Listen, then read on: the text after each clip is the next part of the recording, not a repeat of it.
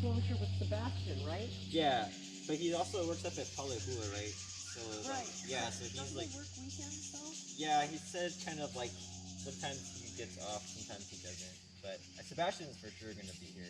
Yeah, Okay. supposedly. So he's probably gonna drive up the power line road though, that Hiko road, because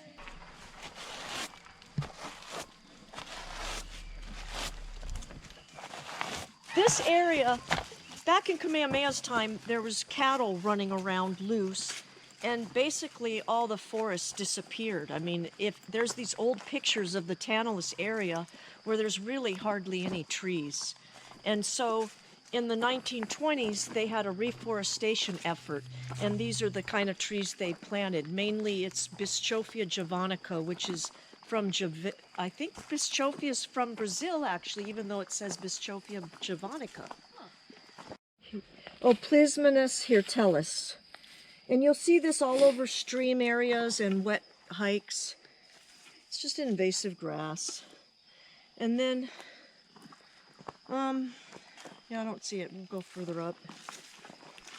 We'll go up here and stop. And so you got your strawberry guava, and there's now a biological control that's hopefully going to work. And that wasn't, you can see it on some of the leaves. It's starting to take on this stuff. Is it this one? Look at this stuff. Yeah, right here's a good example. See? So hopefully that biological control is going to get rid of strawberry guava, because you can see how much it takes over. It becomes like a mono stand of, if it's invasive. So whenever you see strawberry guavas, eat them. And then up here you have a koa tree though. So they're koa trees.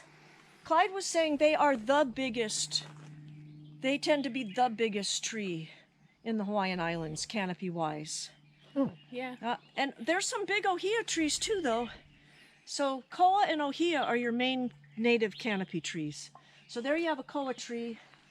And then this is a really bad weed. This is Coster's curse. We always knew it as Clydemia hirta, but now it's called Myconia crenata. The names change all the time. And I asked one of the writers of the, you know, in Hawaii you have the Manual of the Flowering Plants. It's a 2-volume book of all the native plants and all the plants that have naturalized, meaning they've been able to reproduce successfully in the wild without human help.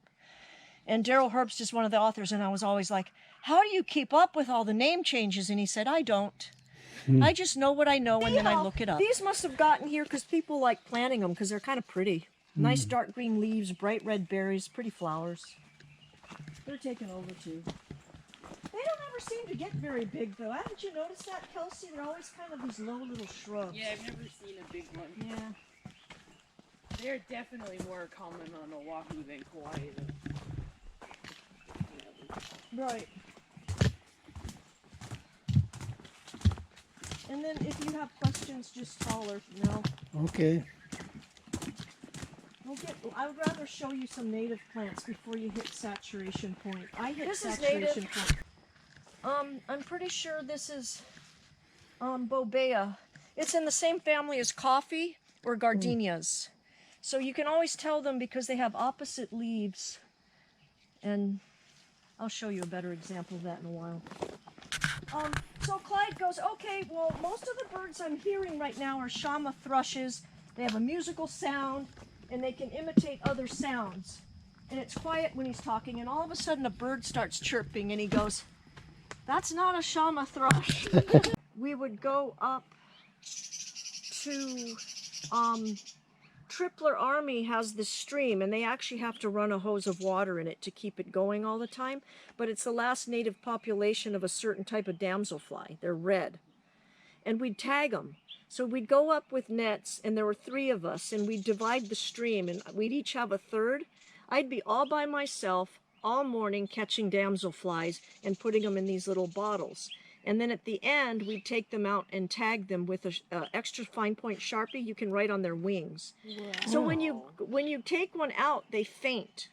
So you could write on the wing. And then after a month or 2, you'd start catching some of the ones that you tagged, you know? And it was super fun. So do you document all that? Yeah, all of that was put in reports. That was a federal project. Kels? That's just right here is a native tree fern. And then we're going to see soon is this other tree fern that's called mule's foot that's taking over the forest. Another bad. And so you can see how the leaves are shiny and not as divided up, you know? And so this one gets really big. But also apparently at the base of the leaves it smells like vanilla. If you pull one off. I didn't catch that. You can also try spelling it. Application of the manual has doubled since 1990. It comes out to like 25 to 30 new invasive species a year. That doesn't mean that many plants have gotten here every year. It just means they've been more documented. And new stuff has gotten here. But a lot of it has just had to do with documentation too and finding them. Because in the past, mostly they focused on collecting native plants. And nowadays we tend to focus a lot more on collecting weeds and leaving the native plants alone.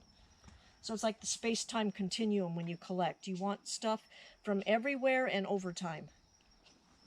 You see this everywhere when you go hiking. So that's Dichronopterus linearis. So when we do field work, we'll go off trails and we'll hike down to a stream bed and then back up. And a lot of times we have to hike through that stuff. So we trade off who leads the way because you got to punch it all down when you climb it. Sometimes you climb it and you'll hit like a straight rock face and then you have to regroup and find a different way up, which is always a bummer because climbing's hard. How big they are. They're Holy just cow, giant. Huge. I These know. ones are really big. That's sad. Really not good. Oh, it does have a smell. Yeah. When it's windy, I love this section of the trail because all the bamboo knocks together. I just love that sound. So cool.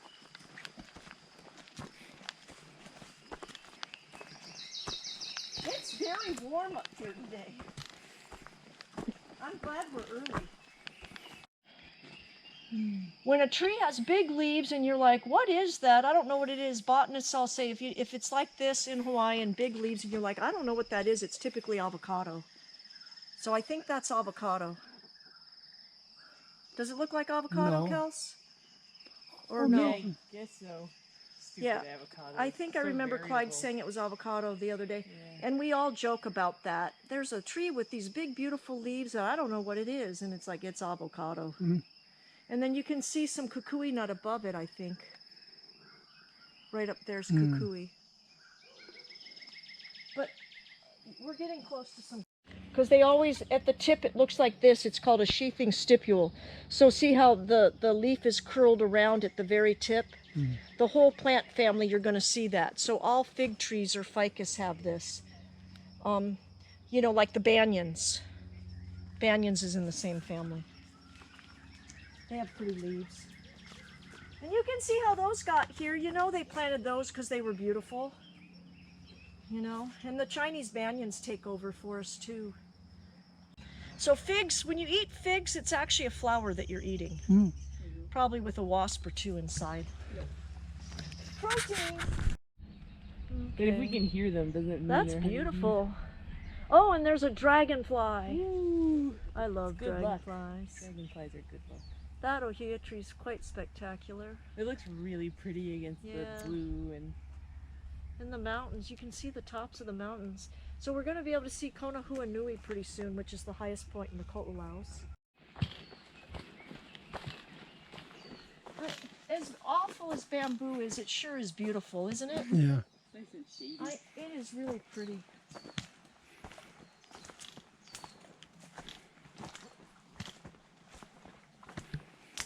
And, you know, technically you're not allowed to collect any of this stuff because it's watershed. But I don't think anyone's going to ticket you for taking some of the bamboo, you know? Or Freycinetia arborea, if you prefer, in the Pandanaceae family. Ie'ie, so Ie'ie. That's it. Ie'ie, Ie'ie. I don't see any aerial roots on it either. See? Oh, it climbs up. Sunshine's kind of working against you today. And then damselflies like to reproduce in that. So the damselfly in the ko'olaus is a little black damselfly. They're not that exciting to look at. And then there's still strawberry guava in here. And given some of these guys that are so competitive, how's the tree fern gonna compete? Because they're really slow growing. Yeah, you see this palm grass all over too. This you see a lot like at Palolo waterfalls and stuff. Although I'm speaking from 20. But I never can remember, is this DeSotis or Tibucina? I think this is that Tibucina herbaceae. Tibucina herbaceae. And you can see how this got here. Really pretty flowers. Probably people grew it in their yards. So this is the same family though. You can tell because the leaves have that parallel venation. All the leaves, the veins run straight up like that. And then their anthers look like sickles, like on the Russian flag kind of deal. Yeah. Although invasive at this point. Wow. These can be very invasive. Invasive, huh? Yeah. So here you have both. This is the Tibucina herbaceae, and then here you have the Clydemia hirta, which is now Myconia crenata. So see how the leaf veins go? You can see that on both. That's Same the really, family. yeah, same plant family. That's pretty. We're getting into the native stuff now, I think. Getting there. Yeah, I don't have the native names very good. Or the local names, or the common names. Sorry. I'm still learning those.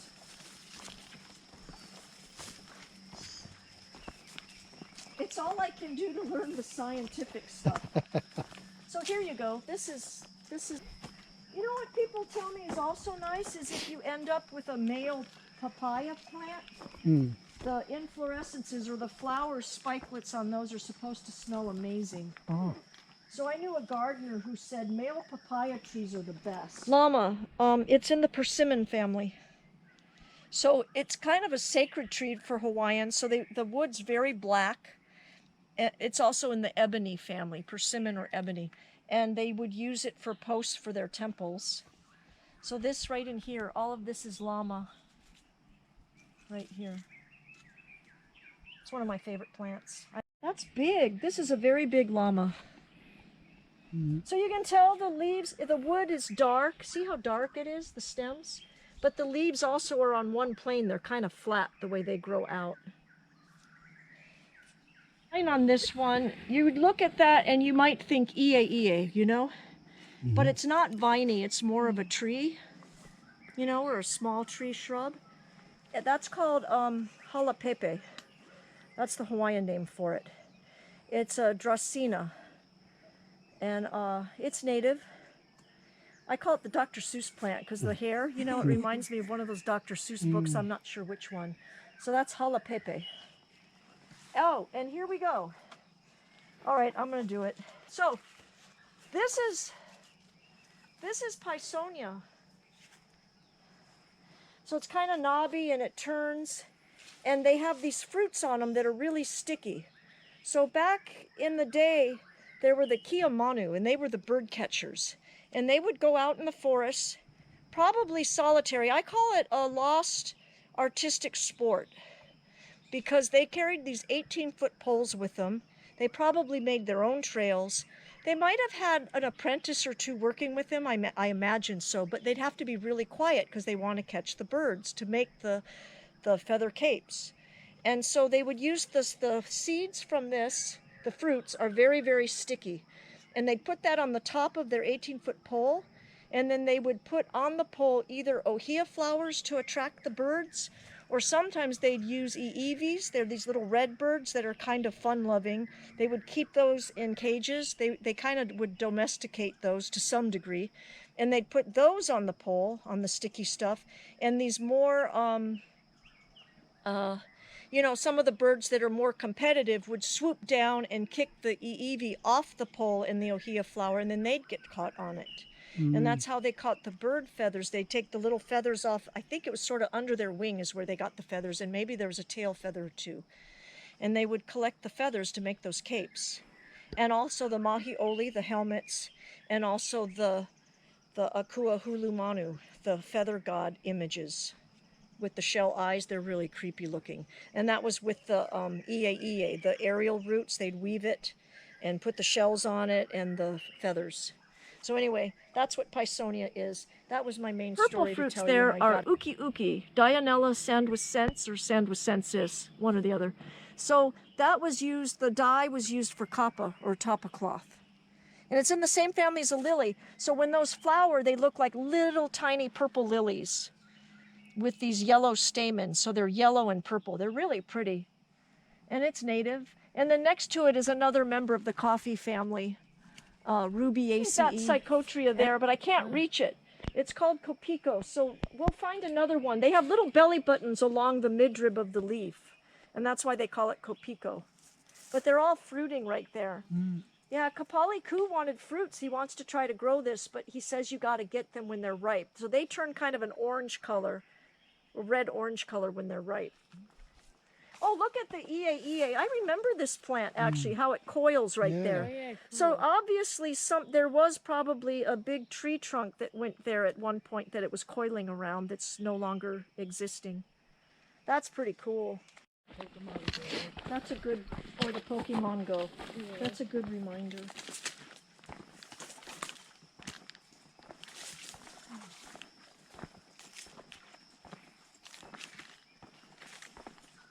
This is Mamaki or Pipturus albidus.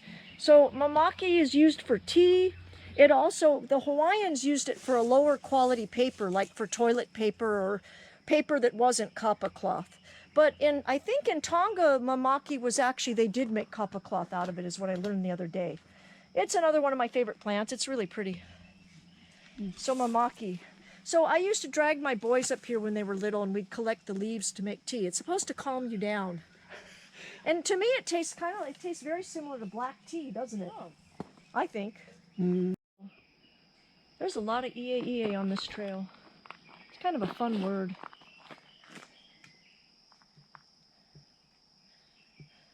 And it looks pretty cool looking at the Albizia through the Tectaria gottschalkii, which is native.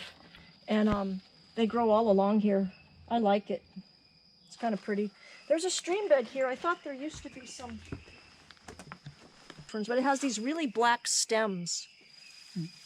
Let's see if these show that. See how dark the stems are? It's a pretty fern. No? Okay, so this is... We were talking about Psychotria, Copico. So this is Psychotria cauduana. This is the only one I know of. I don't recall ever seeing this anywhere else. I'm sure it is if you hike. But you know it. It's in the same family as coffee and gardenia. Again, we have a lot of native Rubiaceae, coffee gardenia family in Hawaii. But this has these pendulous inflorescences. So the flowers hang down like this right here. So that's Psychotria cauduana. And these don't look like they have Copico. Some Psychotria have belly buttons along the midrib. That's a pretty cool little plant right there, so I always like to point that out on this trail. It's the only one I know of along the... You're not filming me on the ferns. Maidenhair fern. Yeah. But we're coming up. Okay, so this plant looks a little bit like Mamaki. It's in the same family, Urticaceae. It's the nettle family, but the native plants in Hawaii from the nettle family, they lost their nettles, so they're nettle free. We don't have to worry about getting stung. There's a nettle in New Guinea that when you get stung by it, it's been known to kill children and old people. Wow. And it's been known to be painful for months at a time. My boss got stung by it once, and he said it was bad, like he needed to take morphine. Really bad. And it's in the Urticaceae family, but fortunately in Hawaii, we don't have the nettles. So, this plant made the Hawaiians famous. It's called Olona, or Tuchardia latifolia. And the Hawaiians were famous for their cordage that was made from this plant. The cordage was really strong, stronger than hemp, and it coiled really well. So it was very much sought after throughout the world. In the voyaging days, of course, they needed lots of cordage, and this is the one that they desired, highly desired. This plant is endemic to Hawaii, meaning it occurs nowhere else in the world. It's a native plant, but it's only found in Hawaii. And it is the only endemic plant that is not a food source that the Hawaiians cultivated. So they would have little plantations of these up in the forest. They tend to need a little bit of running water, lots of water, maybe slightly running. So very moist environment. But the Hawaiians would cultivate this heritage that was revered and sought after. It was much superior to hemp. So it made the Hawaiians famous. For sure, among other things. I mean, there was that time when Hawaii was discovered. It was, you know, in England, it was just all the buzz. After Joseph Banks went on that voyage to Tahiti and came back, he was famous because everybody was just all, it was an uproar. It became such a popular thing, the Pacific, and all the cool stuff they were bringing back. Yeah, read a few books on that. So, first of all, this is called Kalia. Kalia. No, that's a trail. Kalia is the trail. It's Kalia. So it's Elaeocarpus bifidus. It's in the same family as the blue marble tree. That's kind of famous. People know of these. It has real blue fruits, and they take the seeds and make these beautiful leis out of them. That Buddhist temple in Kauai, they sell those seed leis for big bucks. So yeah, that's the fruits. They don't use these fruits for it. It's the blue marble tree they use, but this is in the same family. So that's Elaeocarpus bifidus. But growing on it right here is Hawaiian mistletoe. So you can see it. I'll try to point it. It's hard to see through the camera. We tried to take pictures of it. So right here, this is native to Hawaii. It's mistletoe, but it's the Hawaiian one. Corthosala, and I don't know the Hawaiian name. It has a Hawaiian name. It's also growing up in there. So Hawaiian mistletoe. And it's like, there's only like 1 or 2 of these on the trail. So that's the idea of species depauperate. Hawaii has lots of species, but you only see 1 or 2 of each one around, you know, except for ohias and koas. So mosses is a hot topic right now because a lot of people aren't really working on them. So if you're going to be a new botanist, it would be something you could do. The other big deal is lichens, like this right here, these lichens. And lichens are complicated. They're like, it's a symbiotic relationship between a fungi and an algae, or 2 fungi and an algae, or 2 algae and a fungi, or 3 fungi and 2 algae, or it's all over the place. So it's kind of something that people are starting to really work on. Yeah, that's a lichen. Here, get in there.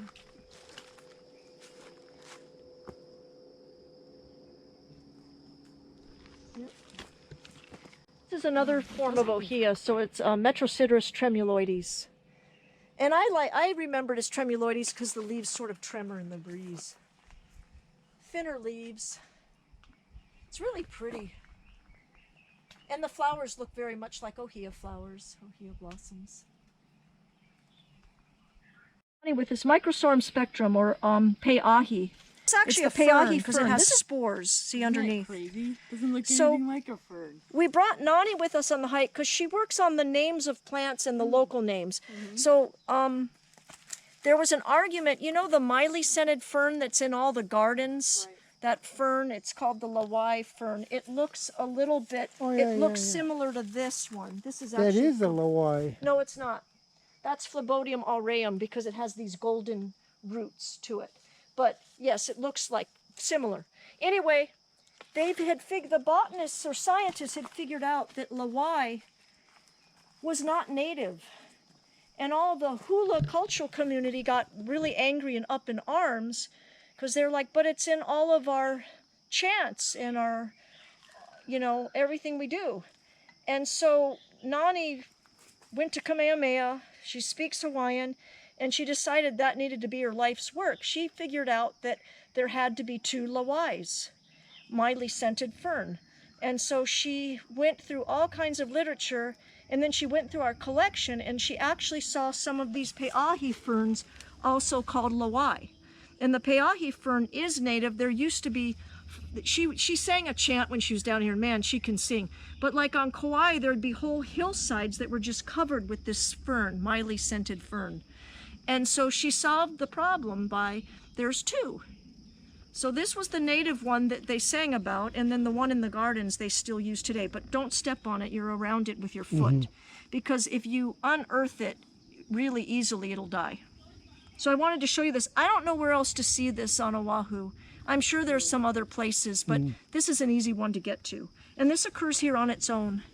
Oh, so in Nani's studies, she says that scientists way back in history recognized that the Hawaiians' taxonomy and science, and the Polynesian voyagers, they really knew what they were doing and what they were talking about when it came to plants and the identification of plants and the classification of plants. They got it right. Here again, this was outplanted here. This is in the Lobeliad family. So the Hawaiian Lobeliads, it's one of the biggest native groups, the Lobeliads, and they did the thing with the birds where they co-evolved at the same time, or adaptive radiation.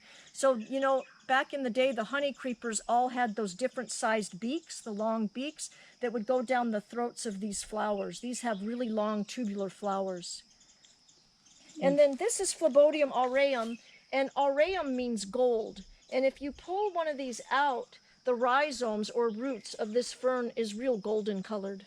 So you'll see this. I think a lot of people cultivate this. There's similarities in the names. But so the root of a lot of the names does come from Tonga, is what she's learned. And then it diverted a little bit, going through the Marquesas and coming back here, and then some straight through.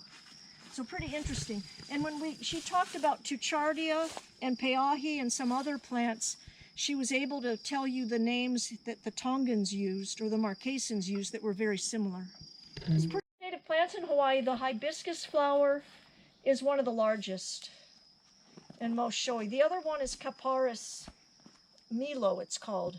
Papyrus. Capparis. Like Capparis is in the, what do you call the thingies? Capers. It's in the caper family. Same as the little capers that you put in Italian food. It's in that family. And so, is it Milo or is Milo cotton? Myapeo? Milo? Milo is one of the Malvaceae, but what is so Capparis is Myapeo. I don't know that one. I might have it wrong. I know it is Capparis sandwichiana. So there's sandwichense, sandwichensis, sandwichensis, sandwichiana, Hawaiiensis, and there's a few others. So it can get a little confusing. Again, because look up, you see the venation, how it's really netted? When I first hiked on here, I would always get kind of like, what is that? It's hibiscus. It's huge. So there's flowers up there. We're seeing them on the ground. And then here you've got ma'o, or chicken foot. It's a Psilotum nudum. And this occurs naturally pretty much all over the world because it gets up in the jet stream, the spores. So you've probably, have you ever seen this just pop up in your yard, right? And there's two species, nodum, which has rounder stems, and complanatum, which has flat stems. And then that's a native plant right there too. Is that the Piper ACE maybe, or it's, that's a native plant. Yeah, there's one over here you can see really good. Is that the Piper ACE, or is that the so. Ruby ACE, Nerdera thingy? Ooh, Oh, that's a Piper ACE. Tetraphylla. Tetraphyllum. I'm not sure. Yeah, because it means four, because there's 4 leaves per node. So this is a native Piper. Like kava is Piper methisticum. You know how they all drink kava? And it has a certain, like our cabinet in the herbarium with kava, you open the door and it smells. It smells like kava. It's kind of a nice smell. I don't like kava. That stuff makes me sick. It makes me feel hungover. So that's a native plant. It's very shiny. Yeah, they look a lot like ruby aces. They're hard to tell apart, except their fruits can be different. I don't know the native name for Labordias. Then you got cinnamon.